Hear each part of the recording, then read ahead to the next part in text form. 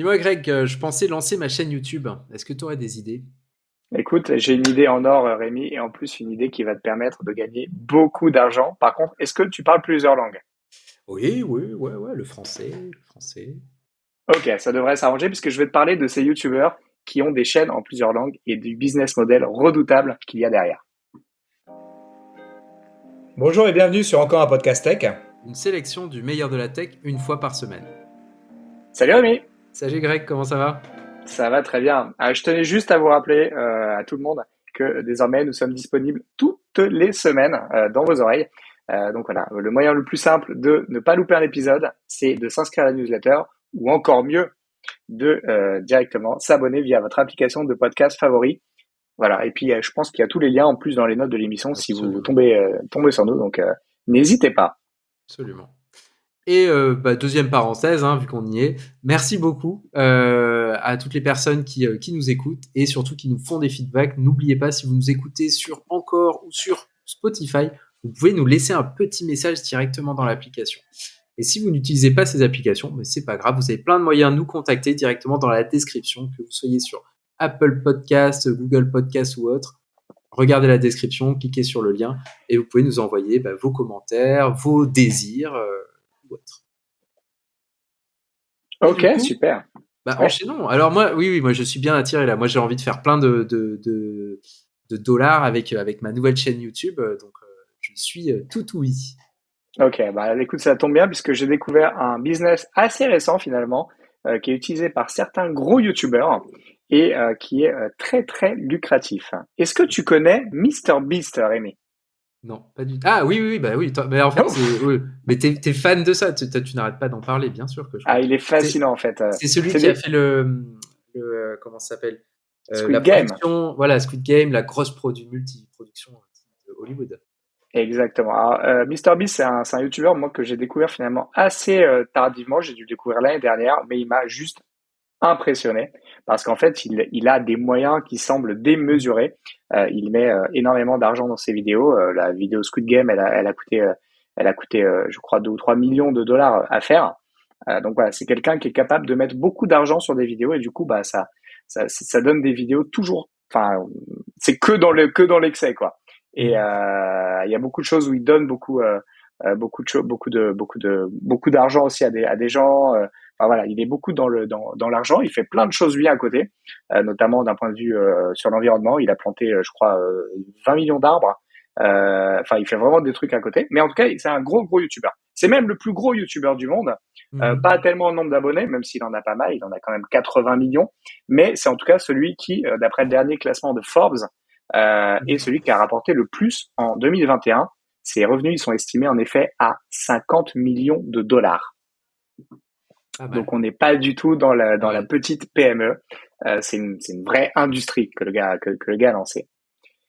Et la raison pour laquelle je te parle de lui, c'est que il a justement récemment lancé une chaîne en français. Alors je l'ai pas précisé, mais MrBeast, c'est un Américain.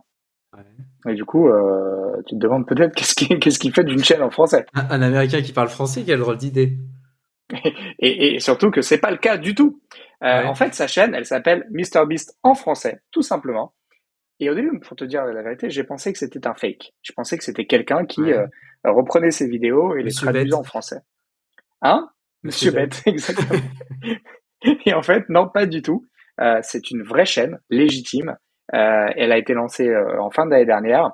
Et Mhm. elle a déjà, à l'heure où je te parle, 500 000 abonnés et les vidéos ont cumulé plus de 11 millions de vues Ah, en je crois que l'espace de 3 mois. je commence à comprendre. Et cette chaîne, comme je le disais, elle n'est pas du tout fake. C'est une vraie chaîne complètement légitime. Et en fait, en creusant un peu, parce que ça m'a intrigué, je me suis dit, tiens, comment ça se fait que ces vidéos, du coup, elles sont d'un coup traduites en français? Parce que c'est vraiment une traduction complète. Hein. Ouais. Les voix donc sont, Ah oui. sont, sont doublées, les textes sont mis en français, les descriptions des vidéos. Enfin, vraiment, tu as l'impression que la vidéo, tu vois bien que c'est Mhm. pas des Français qui parlent, mais Ouais, mais c'est un tout le, doublage. Ouais, ouais. c'est un vrai doublage comme une série Netflix en fait.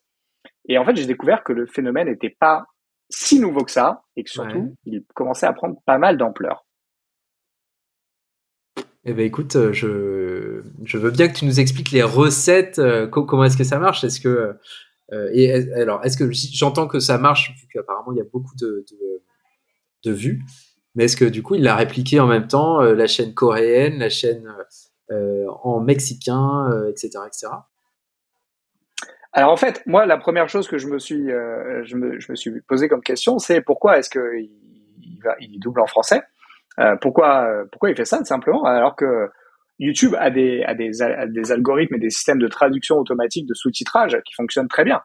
Donc je me Mhm. suis dit, c'est pourquoi en fait il se contente pas de faire ça, parce que finalement Ouais, c'est vrai. c'est autre chose. Enfin tu vois, tu dupliques la chaîne, tu fais un travail vidéo par vidéo. Enfin quel est finalement l'intérêt? Alors que les gens, et moi c'était mon cas précédemment, j'allais voir sa vidéo puis je la sous-titrais si besoin, mais Ouais. ça fonctionnait très bien.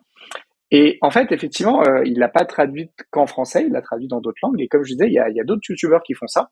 Mhm. Il y a plusieurs Pourquoi? avantages en fait. Pourquoi? Pardon? Ouais. Pourquoi? Ouais, bah en fait, il y a pas mal d'avantages à faire ça. Quand on réfléchit un peu dans une logique de producteur, bah, c'est un petit peu la même chose que quelqu'un qui aujourd'hui finalement a écrit un livre et puis le traduit dans plusieurs Ouais. langues. L'intérêt, c'est que bah, ça crée tout simplement déjà une nouvelle source de revenus passifs. C'est-à-dire que ton livre, tu l'as écrit une fois, là la vidéo, il a tourné une fois, Mhm. et ben en fait après, ce qui va se passer, c'est qu'il va la publier dans une autre langue, et et en fait, bah, après la vidéo, finalement, elle est déjà produite. Donc le gros des coûts de la vidéo, il est déjà amorti. Et Mhm. donc en fait, bah, finalement, toutes les vues, toute la pub qui va être générée par ces vidéos-là, c'est finalement du revenu complètement bonus.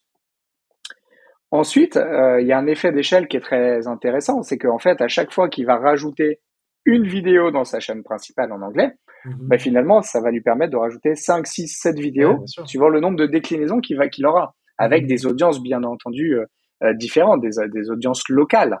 Et ça, c'est aussi intéressant parce que du coup, là où précédemment il ne touchait que les gens, je simplifie, mais que les gens qui parlaient anglais, Ouais. bah, tu peux très bien imaginer qu'il adresse les grandes géographies, les grandes zones dans lesquelles il y a des langues très parlées.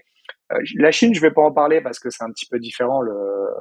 Je suis pas sûr que YouTube soit complètement accessible en Chine. Et si tu prends Ah, mais l'espagnol, il pourrait le ouais, lancer sur l'équivalent, alors je sais pas si Weibo a un équivalent de YouTube, mais potentiellement sur les réseaux spécifiques de la Chine. Après, c'est peut-être une exactement. galère Mais pour là, du récupérer les coup, revenus, mais faudrait, tu vois, avoir un nouvel outil, bien sûr, ouais. les Ouais, ouais. codes, etc. Qu'en fait, avec YouTube, il y a juste à avoir des coquilles vides qui sont des Ouais, chaînes. Et ils peuvent très bien, voilà, ils veulent taper toute l'Amérique latine, etc. Bon, on fait une chaîne en espagnol. c'est La génial. France, c'est également une langue très très parlée dans le monde. Mhm. L'arabe, bien sûr, qui est énormément parlé. Et en fait, si tu veux, si tu crées des chaînes comme ça thématiques, ou le russe, on peut imaginer aussi, bah en fait, très facilement, tu peux du coup adresser des marchés très très larges, qui sont pas juste des petits pays. Et l'intérêt aussi d'avoir une approche par marché, par Mhm. pays, par langue, c'est que même en termes de partenariat, de pub, eh bien en fait, tu peux t'allier avec des acteurs locaux. Ah oui, bien Aujourd'hui, sûr, quand bien MrBeast, sûr. lui, dans sa Mhm. vidéo, il sponsorise, bah son sponsor, c'est souvent une marque US. Ouais. Alors que bah, si sur sa chaîne française, il souhaite faire un partenariat, bah, en fait, il peut trouver des partenariats locaux, qui sont accessibles sur le marché français. Et donc, du coup, bah, c'est des nouveaux partenariats qu'il n'aurait pas pu faire autrement. Mais c'est malin parce que Euh, même quand il fait son émission, alors je sais pas si c'est le cas, est-ce qu'il prévoit, tu vois, quand il annonce le sponsor, finalement, il y a ce petit segment qu'il va faire en anglais avec certaines marques, et en français avec une autre marque, et à chaque fois c'est lui qui présente, mais il est doublé, mais c'est complètement adapté, quoi. Alors en fait, je pense que la manière dont étaient construites ces vidéos jusqu'à présent ne Oui, permettait dans pas le sens tellement où, ça parce que c'était pas mais, prévu. Maintenant, je pense que ça va être intégré dans les prochaines. Et ah ouais. effectivement, il sera beaucoup plus facile de découper ces segments-là et d'y intégrer bah, le sponsoring que tu veux. Donc en Mhm. fait, si on résume, c'est des nouveaux revenus parce que chaque nouvelle vue, chaque vidéo, elle est sponsorisée bien entendu. Donc tu as la pub de YouTube, la YouTube Money qui tombe à chaque fois. Il y a un catalogue déjà très large, c'est-à-dire au moment où il lance sa chaîne française, il a déjà des centaines de vidéos, si tu veux, qui peut monétiser. Donc en fait, il part pas du tout de rien et tu multiplies ça par le nombre de chaînes et de marchés. Donc tu as vraiment des effets d'échelle énormes et puis un stock qui travaille pour toi. Petite idée pour te donner une idée de ce que ça peut représenter, le stock de vidéos pour YouTube. Bah Tu oui. connais peut-être le YouTuber Kazanestat, qui est assez Oui, oui, oui. lui, en fait, auparavant, il Ah publiait un ouais, vlog par, par, ouais. par, par, par jour. puis il s'est vachement calmé, puis l'année dernière, je crois qu'il a publié genre 8 vidéos. Pour autant, sa chaîne, elle a fait je crois, 8 milliards de vues ou un truc comme ça, un truc énorme quoi l'année dernière. Pourquoi? Parce qu'en fait, son stock de vidéos continue de Et travailler pour continuer à lui vivre, ouais, bien et sûr. continue à vivre, continue d'être sponsorisé, continue de rapporter de l'argent tous les ans. Et donc en fait, à un moment donné, tu peux lever le pied sur ta production de vidéos parce qu'en fait, de toute manière, tu as de nouveaux flux de revenus qui existent et qui te permettent finalement bah, du coup de prendre plus de temps pour créer des nouvelles vidéos avec plus de valeur ajoutée, etc. Mhm. Parce qu'in fine, bah, tu as plusieurs canaux de distribution. Donc ça, c'est diabolique. Ouais. Alors, là, je t'ai donné tous les avantages, mais Ah mais tous moi n'est là pas c'est rose. bon, demain la semaine prochaine, notre podcast on le fait aussi en espagnol, en anglais, t'inquiète. Ouais, c'est bien. Donc il y a Euh, des points négatifs, j'imagine. ouais, il y a quelques inconvénients qui sont pas des gros Ouais. inconvénients, mais qui sont des petites barrières à l'entrée. Le premier, c'est que, bah, en fait, tout le monde n'est pas MrBeast. Oui. Tout simplement. C'est-à-dire qu'à un moment donné, lui, quand il arrive en France, l'algorithme de YouTube le connaît, il a complètement tous les codes et il est connu déjà. Ouais. Ce qui fait qu'assez rapidement, en fait, il peut capitaliser sur une audience locale. Mm. Donc ça, tu pars pas de rien et vraiment, là, ta légitimité et ce que tu as construit sur ta chaîne principale finalement t'aide beaucoup parce que du coup, voilà, il faut avoir une grosse légitimité déjà pour se lancer. Et puis surtout, il vaut mieux que, enfin, c'est pas valable pour toutes les chaînes parce qu'en fait, il faut que ton contenu soit plutôt evergreen. On en parle beaucoup de l'evergreen, c'est aussi le cas des épisodes de ce podcast. Ouais. C'est-à-dire si tu réécoutes ce podcast dans 2 ans, a priori, les Normalement, choses vont pas avoir énormément changé. C'est ça qui est ouais. intéressant, c'est que c'est du contenu qui reste valable dans la durée. Et donc quand MrBeast il te fait une chasse à l'homme avec un chasseur de primes qui doit le retrouver, sinon il lui donne 100 000 dollars. Bah ça, cette vidéo que tu la vois maintenant ou dans 5 ans, elle sera toujours fun parce Ouais. que en fait le sujet n'est pas du tout relié à l'actualité. Une chaîne tech, par exemple, aurait beaucoup plus de difficultés à le faire. Ouais. Ou une chaîne d'actu. Donc en fait, Ouais, bien sûr. c'est pas pour toutes les typologies de chaînes. Et puis bah faut pas se mentir, ça a un coût parce qu'en fait la traduction, elle nécessite l'intervention bah, c'est voilà, il faut retravailler chaque vidéo indépendamment et il y a un travail derrière des éditoriales et de contenu qui est à faire vidéo par vidéo. Donc ça a démultiplié par le nombre de chaînes et le nombre de vidéos. Donc ça aussi, tout le monde ne peut pas se le permettre. Bah, bien sûr. Le coût, je sais pas combien ça coûte d'avoir des doubleurs, mais ça doit. Enfin, faut écrire les dialogues, ensuite qu'ils les lisent. Enfin, c'est bel investissement, je pense. Mais du coup, comment ça marche? J'imagine qu'il a mis, enfin, vu qu'il a beaucoup de budget, il a loué des traducteurs, il a embauché des traducteurs et des gens qui refont ça. Bah écoute, il a même pas eu besoin, puisqu'en fait, il y a des sociétés qui se sont montées spécialement pour ce business qui consiste à prendre du contenu d'un créateur et le dupliquer dans une autre langue de manière complètement officielle. Et en fait, ces sociétés, alors eux, ils apparaissent carrément dans les crédits hein, des vidéos. Unilingue, Lingue.tv, eux, en fait, ils s'occupent de tout. Donc, ils vont te créer ta chaîne, ils vont la gérer, l'administrer. Ils vont traduire tous les textes, c'est-à-dire ceux qu'il y a dans la vidéo, mais également bah, le titre, la description. Tous ces éléments vont être traduits dans la langue. Ils vont utiliser les bons tags parce qu'en fait c'est Ouais. important en termes de référencement d'avoir que la chaîne soit bien catégorisée aussi. Ça aussi ça va être fait. Et puis bien entendu le plus évident, le doublage de la vidéo, c'est-à-dire à poser des voix, réécrire des dialogues. Tout ça va être packagé et puis la publication de ta vidéo, donc vraiment de A à Z. Et donc ils ont un modèle qui est complètement intégré, qui te fait ça pays par pays si tu le souhaites. Bah, dis donc. Alors, Super. j'ai pas d'éléments de pricing à te communiquer parce qu'en fait, c'est bien entendu pas indiqué sur leur site. Ouais, Maintenant, par rapport forcément. à tout ce que je te disais tout à l'heure, le fait que bah, la vidéo, tu la traduis une fois et puis ça te crée un revenu Ouais. passif après, bah, en fait, tu vois, même si faire cela, ça coûte 5 000 ou 10 000 euros par vidéo, Bah, ça vaut sur le des coup. gros C'est dérisoire. volumes comme ça, Bien sûr. et on va le voir juste après, ça, c'est vite rentabilisé, tout à fait. D'accord. Et du coup, cette entreprise, elle propose ses services. Ils viennent de se lancer ou ils ont d'autres clients et Écoute, comment je ils font les ai ça découverts, finalement? je sais pas. Je les ai découverts justement dans les crédits des vidéos de MrBeast et puis j'ai découvert qu'ils étaient quand même assez actifs, qu'ils avaient une Ouais. offre. Donc je sais pas depuis combien de temps ils existent, mais je pense que ça doit, enfin à mon avis, ça doit avoir 3 ans max quoi. Ouais. C'est assez récent comme tendance quand C'est même. malin quand même, hein. Et on a d'autres qui font ça? Des Ouais, youtubeurs, alors ouais. justement ça m'a intrigué. Alors j'avais déjà vu un petit peu ça, mais je m'étais pas penché dessus à l'époque. Et c'est en voyant MrBeast, je me suis dit ok, là il y a un pattern, il y a un truc à creuser. Et en fait, effectivement, c'est que le dernier d'une longue série. Ouais. Ce qui marche beaucoup, c'est tout ce qui est les chaînes de jouets. Alors, Ouais. je sais pas si tu sais, mais en fait, jusqu'à il y a très peu de temps, les plus gros youtubeurs, et d'ailleurs dans le top 10 des youtubeurs, tu as toujours 2 ou 3 qui sont des enfants de 6-7 ans, qui Ouais. font des jouets. Donc toutes les chaînes qui déballent des jouets, les chaînes d'enfants, ou même des petites chaînes de dessins animés, j'en ai découvert une qui s'appelait Wolfu, par exemple, ou une chaîne de deux jeunes Russes qui s'appelle Vlad et Nikita. Bah, en Mhm. fait, eux, ils ont carrément dupliqué leur chaîne en plusieurs exemplaires. Alors leur chaîne principale, elle fait quand même 80 millions d'abonnés, Ouais, donc ça c'est va. énorme.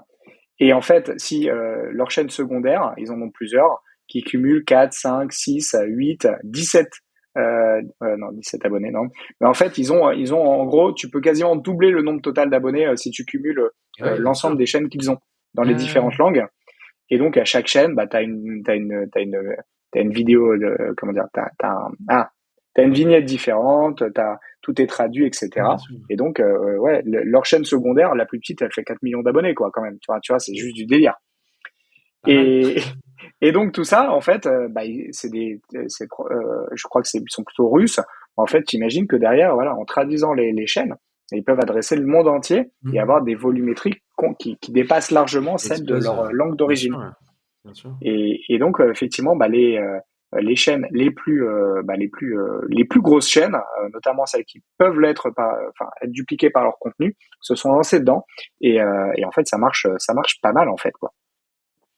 Eh ben écoute, c'est Est-ce que tu connaissais cette découverte. tendance? Est-ce que Ah tu mais étais passé pas du complètement à tout. côté comme moi? Mais par contre, je me dis que je suis peut-être. En fait, je les ai vus sans les voir sur mon feed YouTube. Mais je pensais que c'était. Parce que, alors, je sais pas si c'est Google qui traduit tout seul les Ça titres. arrive. Oui, Des donc ça titres. arrive. Mais peut-être que dans ce lot-là, en fait, je suis tombé sur des vidéos de MrBeast, par exemple, où le titre était en français, mais bon, j'ai pas cliqué dessus.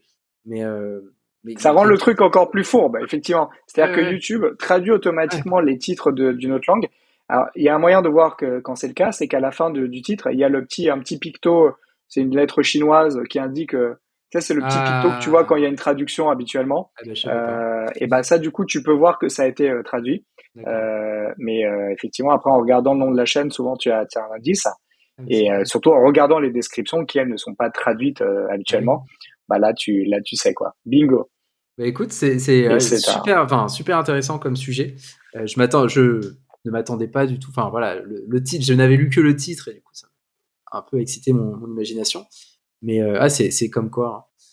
Il y a tellement de choses à créer dans la technologie, dans le il y numérique.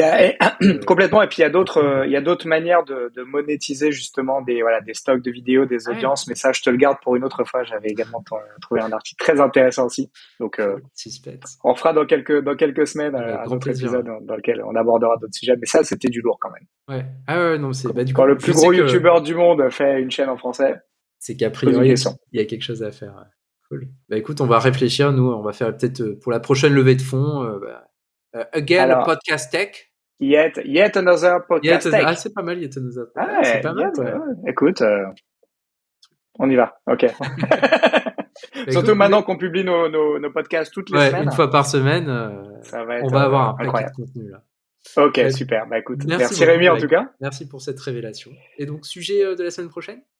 Alors, la semaine prochaine, Rémi, tu me poses une colle. Non, je plaisante. J'en sais La semaine rien, moi prochaine, on va continuer de parler de streaming, pas streaming vidéo, on va parler du streaming musical et plus particulièrement du roi du streaming musical. J'ai nommé Spotify. Yes, qui est actuellement un petit peu dans la tournante. Alors, on voit peut-être un peu moins ça vu de France, mais on va tout vous expliquer la semaine prochaine. Bah, génial. Vivement la semaine prochaine. Salut, Greg. Super. Salut Rémi, à la semaine prochaine. Ciao. Merci de votre attention. Si l'épisode vous a plu et que vous souhaitez nous aider, laissez votre avis sur Apple Podcast, car les podcasts, c'est le truc le plus dur à découvrir. Pour recevoir chaque nouvel épisode à sa sortie, abonnez-vous sur encoreunpodcast.tech. Vous pouvez également vous abonner à nos newsletters gregtayeb.substack.com et lebrief.tech.